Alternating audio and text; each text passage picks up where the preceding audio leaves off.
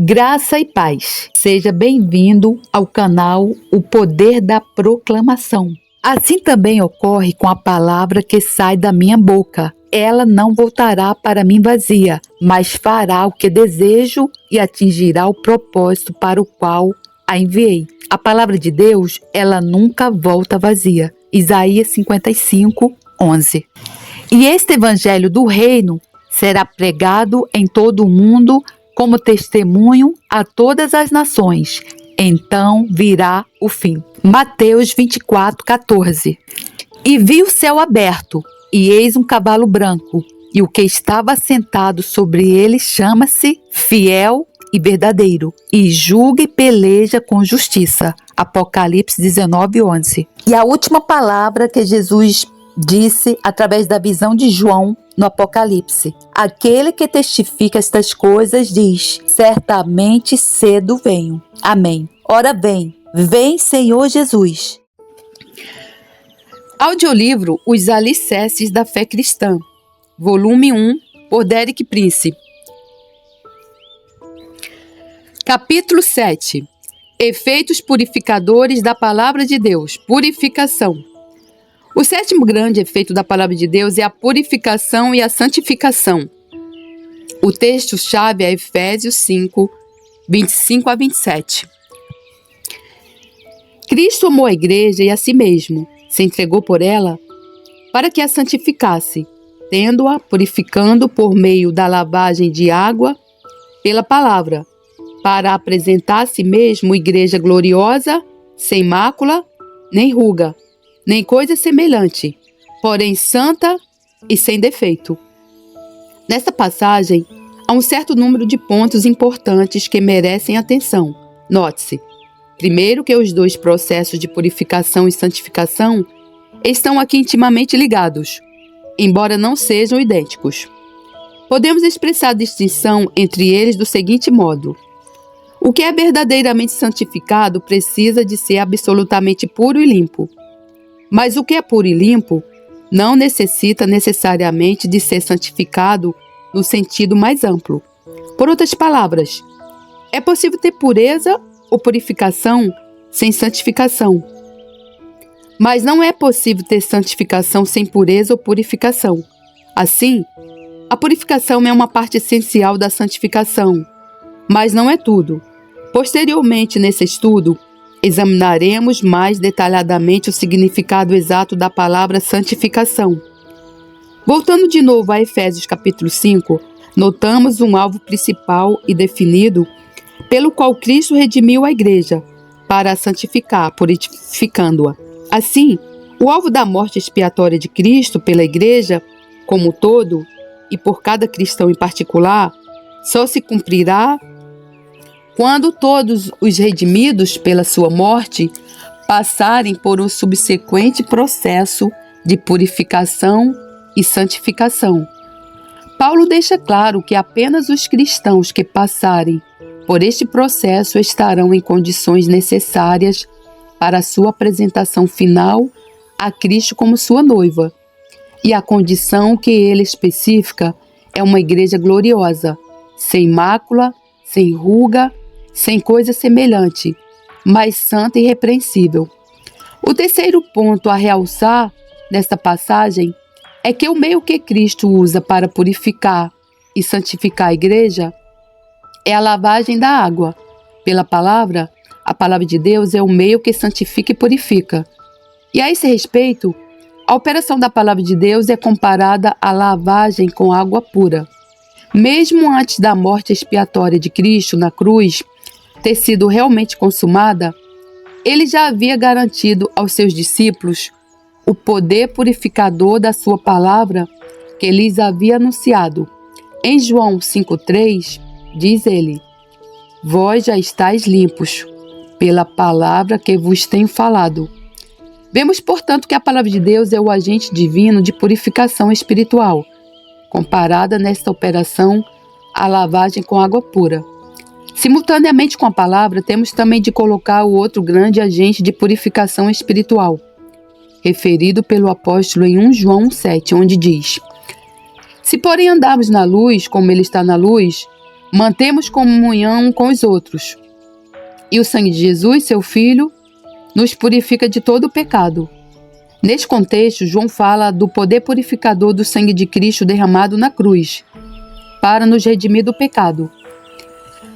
Para podermos ter uma ideia completa da provisão de Deus para a purificação espiritual, temos de colocar sempre lado a lado estes dois grandes agentes divinos de purificação: o sangue de Cristo derramado na cruz e a lavagem com a água pela sua palavra.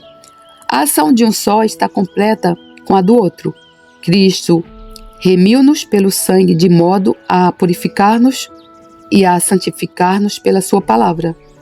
Em João 5,6, o apóstolo João liga intimamente essas duas grandes operações de Cristo, falando de que Cristo diz: esse é aquele que veio por meio de água e sangue, Jesus Cristo, não somente com água, mas também com a água e com o sangue. E o Espírito é o que dá testemunho, porque o Espírito é a verdade. João declara aqui que Cristo não é apenas o grande mestre que veio expor a verdade de Deus aos homens, é também o grande Salvador, que veio verter o seu sangue para remir os homens dos seus pecados. Em cada caso, é o Espírito Santo que dá testemunho da obra de Cristo, da verdade e autoridade da sua palavra, e dos méritos e poder do seu sangue.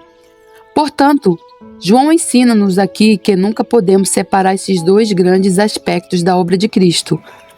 Nunca podemos separar o Mestre do Salvador, nem o Salvador do Mestre. Não basta aceitar os ensinos de Cristo através da palavra sem também aceitar e experimentar o poder do seu sangue para nos remir e purificar do pecado. Por outro lado, os que reivindicam a redenção através do sangue de Cristo devem, consequentemente, submeter-se à lavagem regular interior da sua palavra. Há diversas passagens relativas às ordenanças dos sacrifícios do Antigo Testamento que estabeleciam tipicamente uma íntima associação entre a purificação pelo sangue de Cristo e a purificação pela sua palavra. Por exemplo, nas ordenanças do tabernáculo, em Êxodo 30, 17 e 21, lemos que Deus ordenara que uma pia de cobre contendo água pura fosse colocada junto do altar de cobre do sacrifício, com o qual devia ser usada com regularidade. E falou o Senhor a Moisés, dizendo: disse mais o Senhor a Moisés: farás também uma bacia de bronze, com seu suporte de bronze, para lavar. Pô-la-ás entre a tenda da congregação e o altar, e deitarás água nela. Nela Arão e seus filhos lavarão as mãos e os pés. Quando entrarem na tenda da congregação, lavar-se-ão com água, para que não morram. Ou quando se chegarem ao altar para ministrar, para acender a oferta queimada ao Senhor, lavarão, pois, as mãos e os pés, para que não morram. E isto lhes será por estatuto perpétuo, a ele e à sua posteridade, através de suas gerações. Se aplicarmos esse quadro ao Novo Testamento, vemos que o sacrifício sobre o altar de cobre fala do sangue de Cristo, vertido na cruz para a redenção do pecado, enquanto a água na pia fala da purificação espiritual regular que só podemos receber através da palavra de Deus. Ambos são essenciais ao bem-estar eterno das nossas almas. Como Arão e seus filhos, temos de receber com regularidade os seus benefícios para que não morramos. Santificação. Havendo assim focado o processo de purificação através da palavra de Deus, consideremos agora o processo posterior de santificação. Primeiro consideremos rapidamente o significado da palavra santificação. O sufixo fixação ocorre em muitas palavras portuguesas e denota sempre um processo ativo de fazer ou realizar alguma coisa. Por exemplo, clarificação significa tornar claro. Retificação significa endireitar. Purificação significa tornar puro, etc. A primeira parte da palavra santificação liga-se diretamente à palavra santo. De fato, é outra maneira simples de escrever a mesma palavra santo. Por seu lado, é um modo alternativo de traduzir o termo sagrado. Assim, o significado simples e literal de santificação é tornar santo ou tornar sagrado. Quando consideramos o que o Novo Testamento nos ensina sobre santificação, descobrimos haver 5 agentes distintos envolvidos e que são: primeiro, o Espírito de Deus; segundo, a Palavra de Deus; terceiro, o altar; quarto, o sangue de Cristo; quinto, a nossa fé. As passagens em que se mencionam estes vários agentes de santificação são as seguintes: santificação através do Espírito Santo é referido tanto por Paulo como por Pedro. Em 2 Tessalonicenses 2,13, Paulo diz aos cristãos: Deus os escolheu desde o princípio para a salvação, pela santificação do Espírito e fé na verdade. Em 1 Pedro 2, Pedro diz aos cristãos o que eles são: eleitos segundo a presciência de Deus Pai, em santificação do Espírito, para a obediência e a aspersão do sangue de Jesus Cristo. Assim, tanto Paulo como Pedro mencionam a santificação do ou pelo Espírito Santo como elemento da experiência cristã. O próprio Jesus refere-se à santificação através da palavra de Deus. Em João 17,17, Cristo ora ao Pai pelos seus discípulos: santifica-os na verdade, a tua palavra é a verdade. Nesse sentido, verificamos que a santificação vem através da verdade da palavra de Deus. Cristo igualmente menciona a santificação através do altar. Em Mateus 23,19, ele diz aos fariseus: cegos, pois qual é maior, a oferta ou o altar que santifica a oferta? Cristo reitera o que já era ensinado no Antigo Testamento. A oferta sacrificada a Deus era santificada, feita sagrada, separada, por ser colocada sobre o altar de Deus. No Novo Testamento, como veremos, a natureza da oferta e do altar é alterada, mas o princípio permanece o mesmo. O altar é quem santifica a oferta. Hebreus 10:29 refere-se à santificação através do sangue de Cristo. Aqui o autor considera o caso do apóstata, ou seja, a pessoa que conheceu todas as bênçãos da salvação, mas que depois, deliberada e abertamente, rejeitou o Salvador. Relativamente a tal pessoa, pergunta: de quanto mais severo castigo julgais vós, será considerado digno aquele que calcou aos pés o Filho de Deus e profanou o sangue da aliança com o qual foi santificado e ultrajou o Espírito da graça? Esta passagem mostra que o verdadeiro crente que prossegue na fé é santificado pelo sangue da nova aliança que ele aceitou, ou seja, pelo sangue de Cristo. A santificação pela fé é referida pelo próprio Cristo, conforme citação de Paulo em Atos 26:18, onde relata a comissão que ele recebeu de Cristo para pregar o Evangelho aos gentios, para lhes abrires os olhos e os converteres das trevas para a luz e da potestade de Satanás para Deus, a fim de que recebam eles remissão de pecados e herança entre os que são santificados pela fé em mim. Aqui vemos que a santificação é através da fé em Cristo.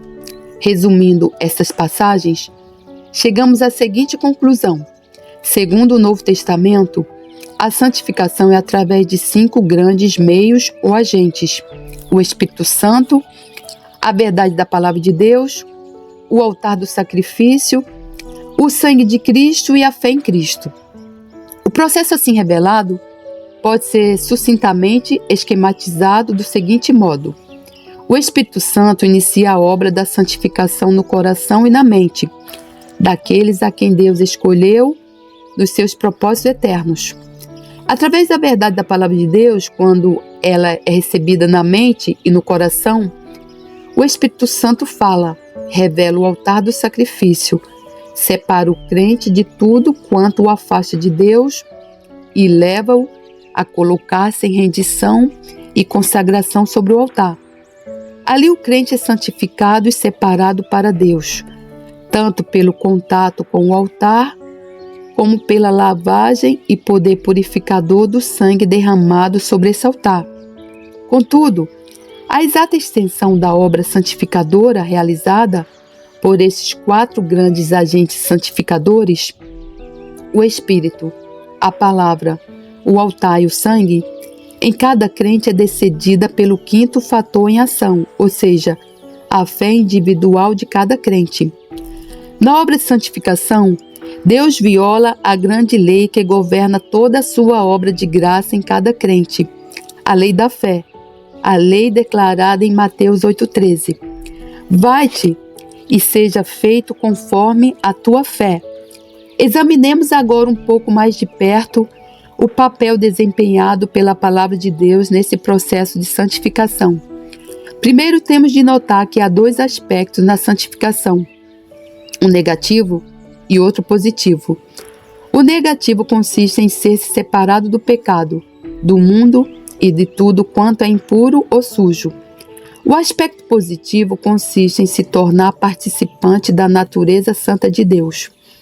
Em muitas pregações, tanto sobre este assunto como sobre outros com ele relacionados, há uma tendência geral de sobreestimar e sobrevalorizar o negativo às custas do positivo.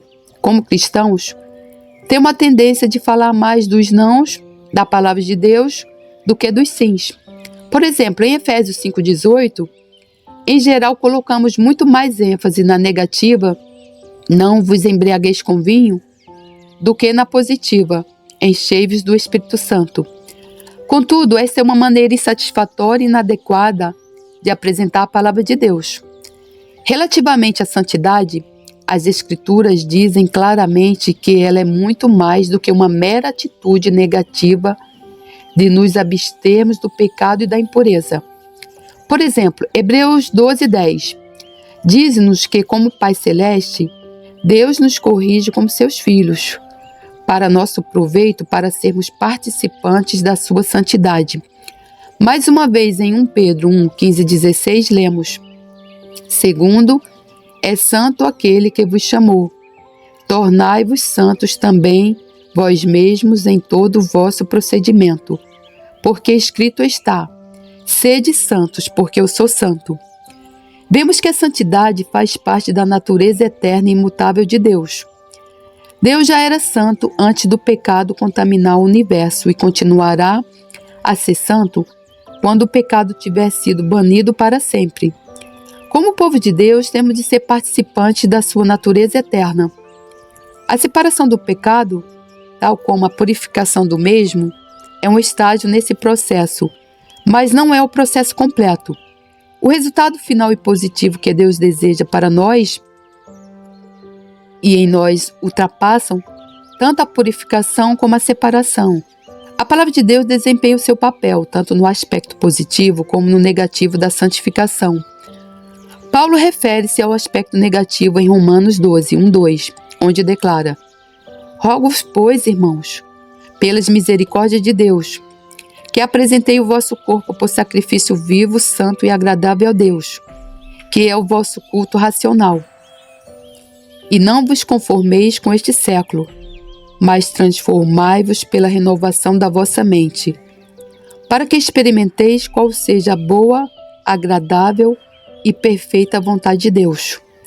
No processo aqui descrito por Paulo, há 4 estágios sucessivos. O primeiro é apresentar os nossos corpos como sacrifício vivo no altar de Deus.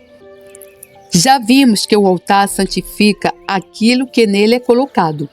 O segundo estágio é não nos conformarmos com o mundo, ou seja, separarmos da vaidade e pecado. O terceiro é sermos transformados pela renovação do nosso entendimento, ou seja, aprender a pensar totalmente em novos termos e valores. O quarto estágio é passar a conhecer pessoalmente a vontade de Deus para a nossa vida. Essa revelação da vontade de Deus é garantida apenas a uma mente renovada. A velha mente carnal e não renovada nunca pode compreender ou conhecer a perfeita vontade de Deus. É aqui na renovação da mente que a influência da palavra de Deus se sente. Ao lermos, estudarmos e meditarmos na palavra de Deus, ela muda inteiramente todo o nosso modo de pensar. Tanto nos limpa com uma lavagem interior, como nos separa de tudo quanto é impuro e ímpio. Aprendemos a pensar nas coisas, a estimá-las e a dar-lhes valor, tal como Deus faria, aprendendo a pensar de forma diferente. Necessariamente também agimos diferentemente. A nossa vida exterior é alterada em harmonia com a nossa nova maneira de pensar. Já não estamos mais conformados com o mundo, porque já não pensamos como o mundo.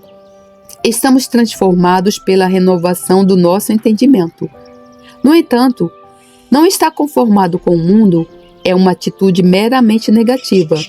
Não é um fim positivo em si mesmo. Se não nos devemos conformar com o mundo, então, com o que nos devemos conformar? A resposta é claramente dada por Paulo em Romanos 8:29. Porquanto, aos que de antemão conheceu a Deus, também os predestinou para serem conformes à imagem de seu Filho, a fim de que ele seja o primogênito entre muitos irmãos. Aqui está a finalidade verdadeira e positiva da santificação. É conformarmos-nos com a imagem de Cristo. Não chega não a nos conformarmos com o mundo, que não pensemos, digamos ou façamos o mesmo que o mundo. Isso é uma atitude meramente negativa. Ao contrário, temos de nos conformar com Cristo. Temos de pensar, dizer e fazer aquilo que o próprio Cristo faria. Em Colossenses 2:20 e 22, Paulo descreve o tipo de santidade puramente negativo e classifica-o de inadequado. Se morrestes com Cristo para os rudimentos do mundo, porque como se vivesseis no mundo, vos sujeitais a ordenanças. Não manuseis isto, não proves aquilo, não toques aquele outro, segundo os preceitos e doutrinas dos homens?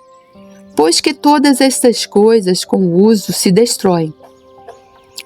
A verdadeira santificação vai mais além de uma atitude estéril, legalista e negativa. É uma conformação positiva à imagem do próprio Cristo, um partilhar positivo da santidade de Deus em pessoa. Em 2 Pedro 1:3-4, o apóstolo resume maravilhosamente esse aspecto positivo da santificação e a parte desempenhada por ela pela palavra de Deus. Visto como, pelo seu divino poder de Deus, nos têm sido doadas todas as coisas que conduzem à vida e à piedade, pelo conhecimento completo daquele que nos chamou para a sua própria glória e virtude, pelas quais nos têm sido doadas as suas preciosas e muito grandes promessas, para que por elas vos torneis coparticipantes da natureza divina, livrando-vos da corrupção das paixões que há no mundo. Devemos realçar 3 pontos principais aqui. Primeiro, o poder de Deus já nos providenciou tudo quanto necessitamos para a vida e para a santidade. A provisão já está garantida. Não temos de pedir a Deus que nos dê mais do que aquilo que Ele já nos deu. Apenas precisamos de nos dedicarmos completamente àquilo que Deus já nos providenciou. Segundo, essa provisão total de Deus é nos dada através das grandíssimas e preciosas promessas da sua palavra. As promessas de Deus já contêm em si tudo o que é necessário à vida e à santidade. Tudo o que nos resta agora é apropriarmos-nos e aplicarmos estas promessas por uma fé ativa e pessoal. Terceiro, o resultado de nos apropriarmos e de aplicarmos as promessas de Deus é bidirecional, tanto negativa como positivamente. Negativamente, escapamos da corrupção que está no mundo através da concupiscência. Positivamente, somos feitos participantes da natureza divina. Eis o processo completo de santificação que já descrevemos. Tanto o escape negativo da corrupção do mundo, como o partilhar positivo da própria natureza de Deus, da santidade de Deus. O ponto de maior importância é observar que tudo isto tanto negativo como positivo, é colocado à nossa disposição através das promessas da Palavra de Deus. É na medida em que nos apropriamos e aplicamos as promessas da Palavra de Deus que experimentamos a santificação verdadeira e bíblica. No Antigo Testamento, lemos que Jacó uma vez sonhou com uma escada que ligava o céu e a terra. Para o cristão, a contrapartida dessa escada encontra-se na Palavra de Deus. Está assente na terra, mas o seu patamar chega ao céu, o seio do próprio Deus. Cada degrau dessa escada é uma promessa. Ao apoderarmos com unhas e dentes das promessas da Palavra de Deus, erguemos-nos por elas do domínio do terreno e aproximamos-nos cada vez mais do divino. Na medida em que as reivindicamos, as promessas da Palavra de Deus elevam-nos cada vez mais alto, acima da corrupção da terra, e inculcam em nós uma maior medida da natureza do próprio Deus. A santificação é pela fé, mas essa fé não é meramente negativa ou passiva. A fé que verdadeiramente santifica consiste numa contínua e ativa apropriação e aplicação das promessas da Palavra de Deus. Foi por essa razão que Jesus orou ao Pai: santifica-os na verdade, a tua palavra é a verdade. Glorioso Salvador, majestoso Rei, Rei da glória, Senhor dos senhores, aquele que reina, aquele que há de vir julgar os vivos e os mortos. Maranata, ora vem, Senhor Jesus.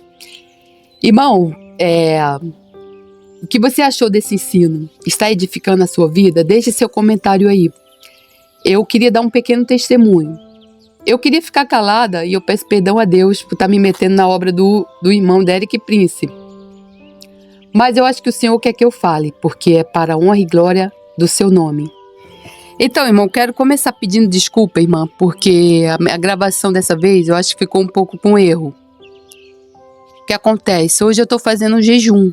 Eu estou fazendo um jejum, uma guerra santa. Você sabe o que é uma guerra santa, irmão? A guerra santa, geralmente eu gravo um capítulo por dia, né? Porque força a voz, é o tempinho que eu tenho. Eu faço esse trabalho na parte da manhã para o Senhor. São as primícias que eu dou da minha vida para o Senhor. E assim você também precisa fazer. Nós precisamos dar o melhor para o Senhor. Então eu já estou um pouco cansada e saíram um pouco de erros aí, falhas. Eu peço desculpa. Mas o que é uma guerra santa, irmão? Eu estou intercedendo hoje pela vida de uma irmãzinha minha, que é uma mulher de Deus, que faz a obra do Senhor, que faz a obra do Senhor completa. Expulsa demônios, cura enfermos, uma mulher de Deus, uma guerreira de oração. E o diabo se levantou contra ela e eu estou me colocando na brecha, não somente por ela, mas pela vida da minha família e dos meus irmãos. E a guerra santa, irmão, é o que? Satanás está te atacando, você vai contra-atacá-lo como, irmão?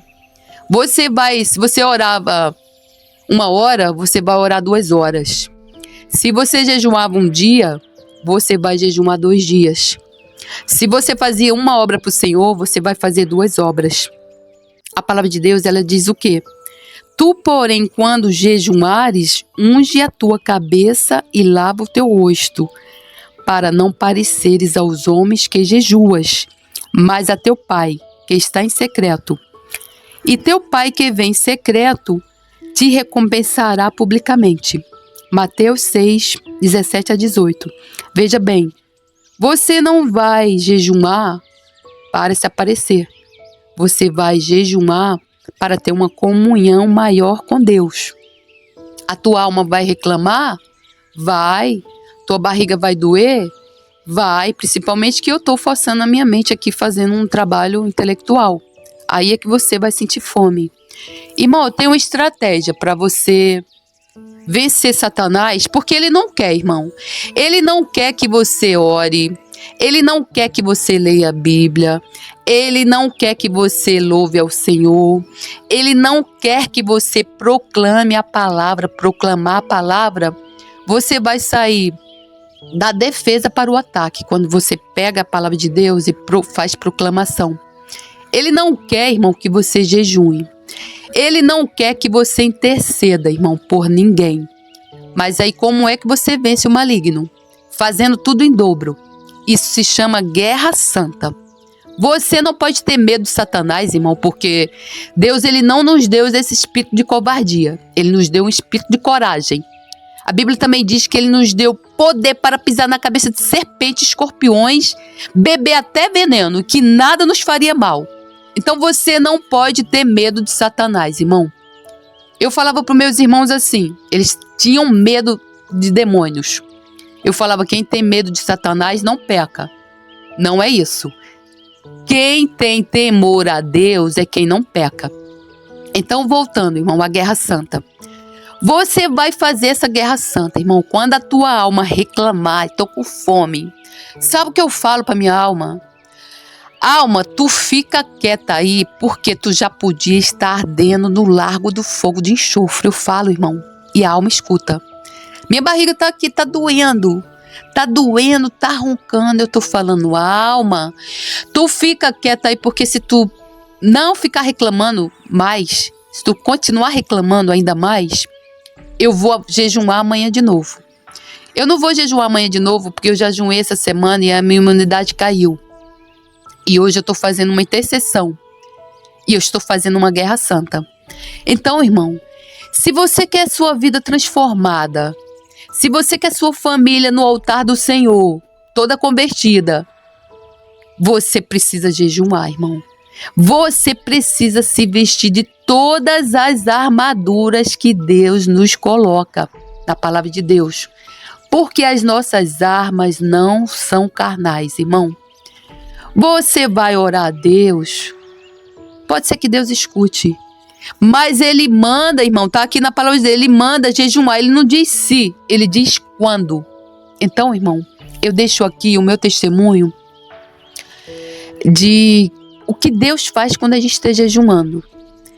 É algo, irmão, assim, sobrenatural. Um dia eu estava jejuando, e aí eu saí daqui, eu fui dar um mergulho no mar. Só que eu não sei por que eu entrei na praça.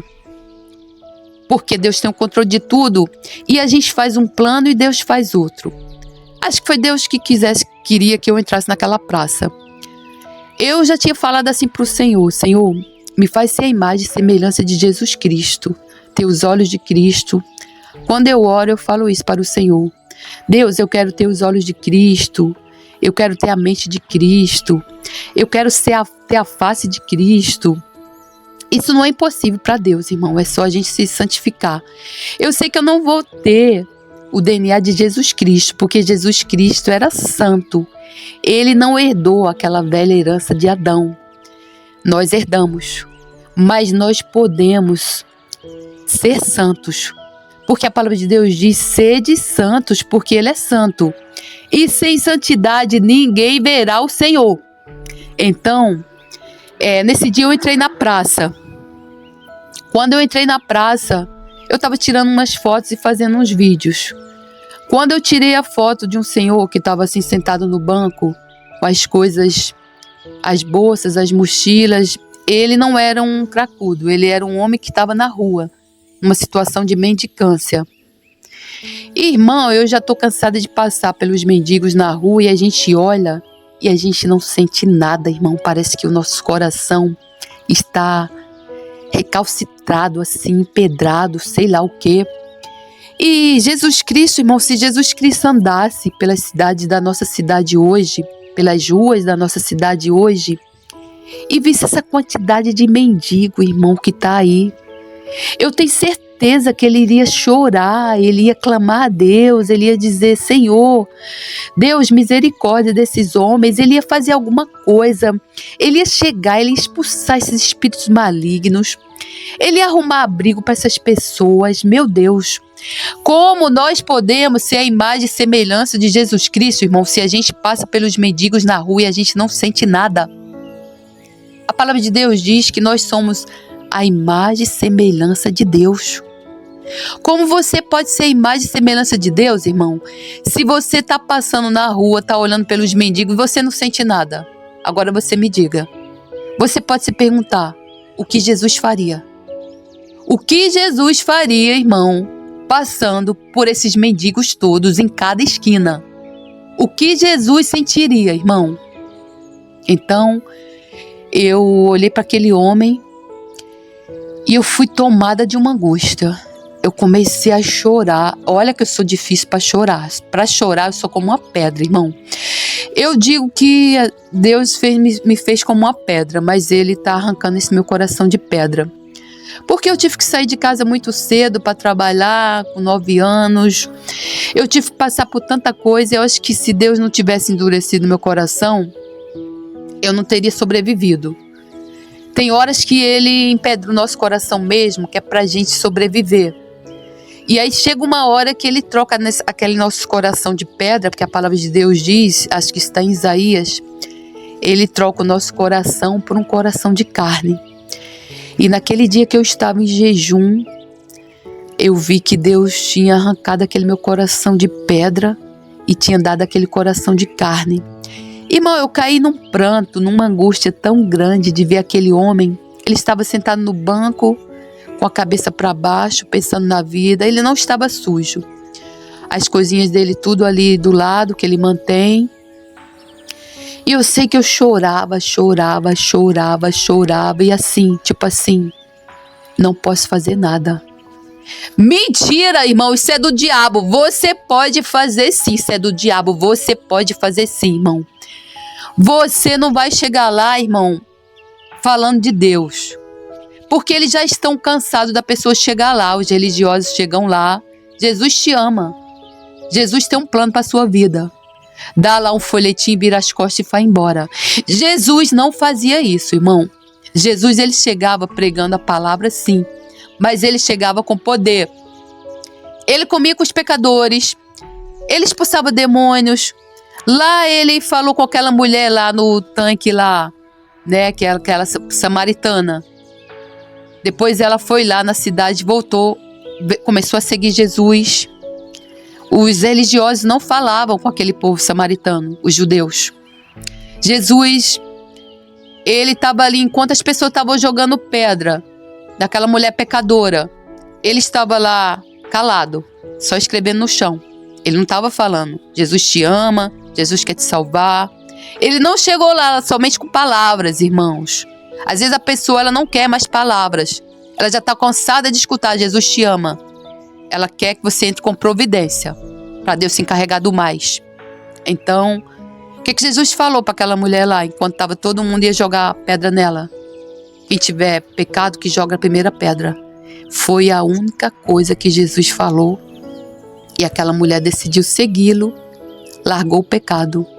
Então, irmão, a palavra de Deus, ela não consiste só de palavras, irmão, isso está na Bíblia. Mas ela consiste de poder, irmão, é de poder, irmão. Às vezes você vai chegar para um mendigo, você vai dar um prato de comida para ele e você vai falar, Jesus te ama e vai embora. Só isso, irmão, só isso. Mas isso é pouco, irmão. Você precisa, irmão, se perguntar, o que Jesus faria? Toda vez, irmão, que você for fazer alguma coisa por alguém, onde quer que você esteja, na sua casa, se você for brigar com o seu filho, se você for brigar com a tua mulher, se você for falar alguma coisa no teu trabalho, se você for escutar conversa fiada, se você for sentar com os pecadores, você precisa se perguntar, o que Jesus faria? Então, irmão, medita nessa palavra para a honra e glória do Senhor Jesus. Irmão, você está esperando o quê, irmão? Para colocar a vingança santa em ação, irmã. Porque, irmão, se não for assim, irmão, você não vai derrotar esse maligno, irmão. Satanás, ele é estrategista, irmão. Quando você pensar em orar, ele já está lá te mandando santo, te dando aquela moleza, aquele sono. Quando você pensar em jejuar, ele já está lá, não faz isso não, faz outro dia. Irmão, Vestes das armaduras de Deus contra o maligno, irmão, porque as nossas armas, elas não são carnais, mas elas são poderosas em Jesus Cristo, porque Ele é o nosso general. E que Deus nos unja e nos encha do seu poder do Espírito Santo, da unção do Espírito Santo de Deus, porque sem essa unção, irmão, nós não podemos fazer absolutamente nada.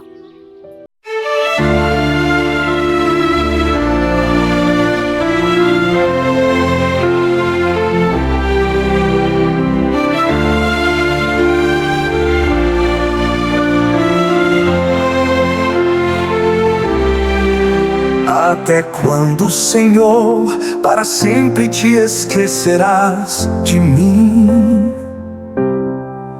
Até quando esconderás de mim o teu rosto? Até quando terei inquietações e tristeza no coração, dia após dia? Até quando o meu inimigo triunfará sobre mim? Olha para mim e responde, Senhor meu Deus. Ilumina os meus olhos, ou do contrário dormirei o sono da morte. Os meus inimigos dirão: eu venci, e os meus adversários festejarão meu fracasso. Eu, porém, confio em teu amor, o meu coração exulta em tua salvação. Quero cantar ao Senhor pelo bem que me tem feito.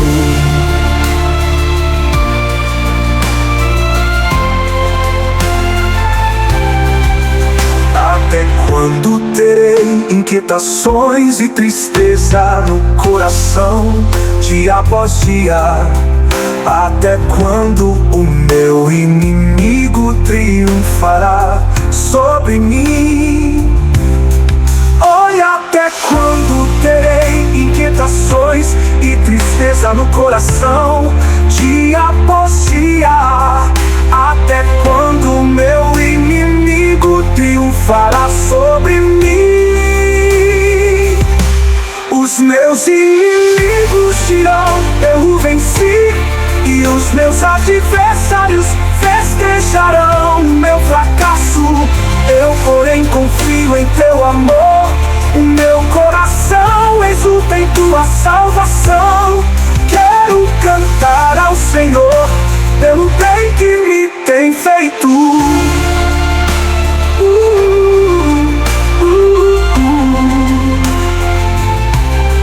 Vou cantar ao Senhor pelo bem que me tem feito.